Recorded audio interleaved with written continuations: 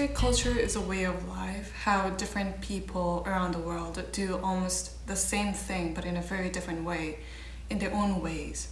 And I believe I would also say it's a form of like identification, of allowing people to define where they come from, like how they've been brought up, what kind of language they speak in their own like community, and especially like how different it is from the rest of the world. It just makes them like individual person very unique and special compared to other cultures that are around them.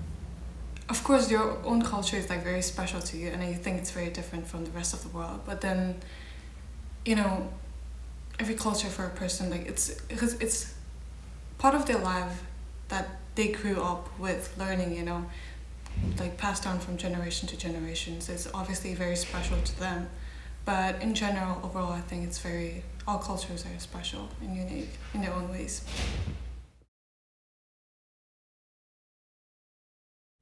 So I'm from Bhutan. It's a very small country. It's between China and India. And this is part of my culture, wearing our national dress, kira, tego, and wanju for women, and ko for men.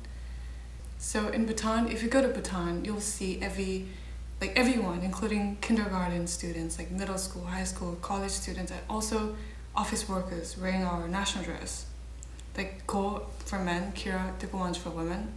It's just very common to wear that it has become like a part of, you know, daily like clothes that you wear instead of like pants and like shirts.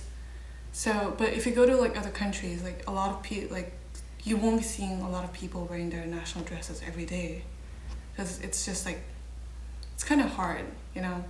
But then I feel like in Bhutan, it's this practice of wearing our national dress every day that makes it like unique, our culture, like different from, it makes us stand out, you know, to the outside world.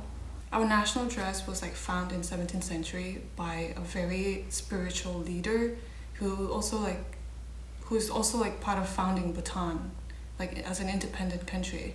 So he was the first one who introduced it. So, and he's also the one who introduced the religion in our country.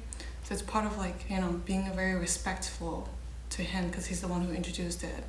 But also like in terms of political like point of view, it's showing, because our country is very small and we need to have something very unique and distinguishable that differentiates our country. So it's a form of like our identification.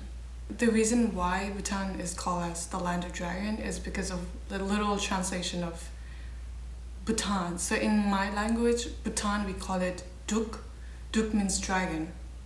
So it's like the land of dragon. And also because like Bhutan is a very mountainous country, so there's a lot of like thunder, like, you know, like dragons, like thunder, lightnings and stuff. So it's like a metaphor and also like a personification of like how, like the location of the Bhutan and like its area being surrounded by mountains, and also like literal translation of like Bhutan from our Dzongkha language.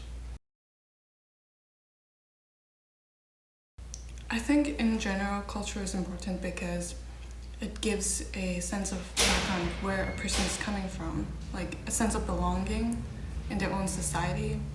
And also, it is important because it allows, like, it gives an opportunity for everyone to like come together from like different, you know, like background, and then like exchange ideas or beliefs and values with each other. You know, knowing how you are different from them and knowing how they are different from you. So all those little things are like very important because we're learning it through culture. And I think that's what makes like diversity, like I think that's what makes culture a beauty in diversity.